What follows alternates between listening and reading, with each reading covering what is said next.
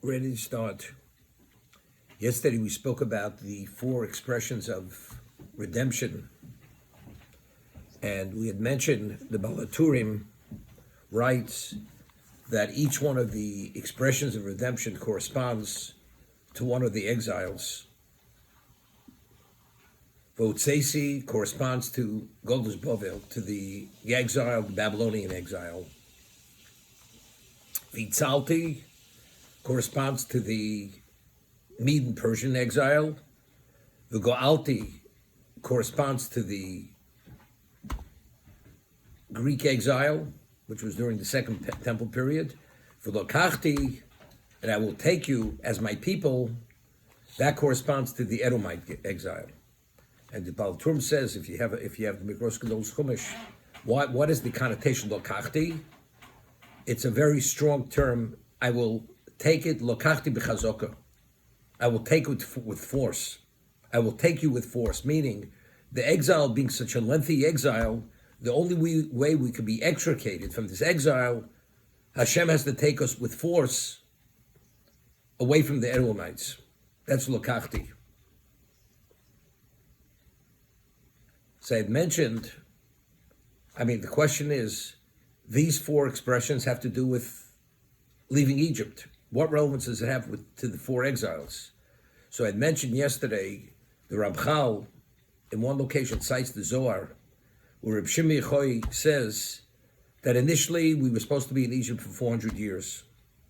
However, if we would have remained that long, we would have assimilated, we would have been so acculturated that we would have never left.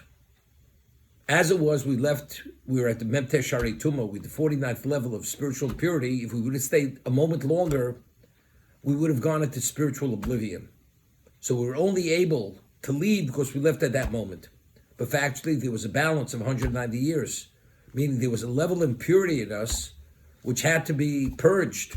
We had a debt to pay because Hashem had said to Avram Avinu, they will be there for 400 years. That 400-year payoff, the balance, we had to go through four exiles to pay it off. That's Reb Shimon Yochai in the Zohar. So, therefore, we had said yesterday, so the four expressions of Geula, which have relevance to Egypt, you're leaving now, and Hashem mentions all these four levels of how being impacted. This ultimately will manifest itself in the future to ultimately achieve what it has to achieve. Therefore, although it was said then, but it's explaining, forecasting what the future has to bring, we have to experience to bring about the end result. That's how we explain the Balaturim. Over here, the Ramban, on the Pasuk, where the Pasuk says, V'lokachti eschem li liyom, v'yisi lochem le'lokim, Pasuk Zion. I will take you to be my people, and I will be your God. V'datem, Kiri Hashem Elokechem, Hamotzi Eschem Tzivus Mitzrayim. And you will know, the way the Ramban learns, and you will know that I am your God who took you out from under the sufferings of Egypt. So the Ramban cites Ibn Ezra. The Ibn Ezra says, the Zodiac, everything is bound to the Zodiac. And you can't override the Zodiac. But yet, so what did the Zodiac say in terms of how many years were we supposed to be in Egypt? We're supposed to be in Egypt 400 years. So if we were supposed to be in Egypt 400 years, how did we leave 190 years before we were meant to leave? The answer is, the only one who's able to override the Zodiac is Hashem. So that's what the pasuk means. V'datem, ki ani Hashem elokechem hamotzi eschem tzivus mitzrayim. You will know then, I am your God who took you out. Because the only one who could supersede and override the Zodiac is only Hashem himself. So how do you know ki ani Hashem elokechem? Because I'm the one who actually is the only one who can override that. Now, but what has that to do? I will take you as my people, and then you will know that I am the one who took, because I'm the only one who could override it. So you can read it independent, because God's the creator. As he created the Zodiac, as he created the system, he could override the system. But it's no. Because I took you as my people. What does it mean, I took you as my people? That means we are God's people, we are the holy people. The Jew is not bound to the Zodiac. The Zodiac only has relevance to what? It's something which is finite, which is physical. The nations of the world have relevance to finite. The Jew is able to supersede the finite.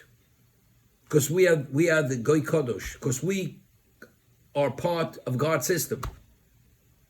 As a result of that, and that's why the Gemara says at the end of Shabbos, Ein Mazel Yisrael, that although every Jew has a mazel, you're under a star, but a Jew is able to override it.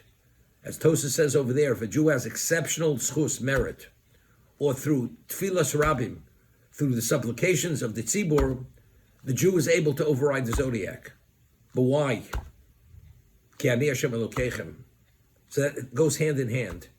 You will know I am God that I overrode the Zodiac, because only God could override the Zodiac. But why did God override the Zodiac on our behalf and did not allow us to be there another 190 years? Because if that would have been the case, there would have never been the Jewish people. There would have never been a Sinai, because we wouldn't have been worthy or qualified to be taken as God's people. That's exactly what it's saying over here.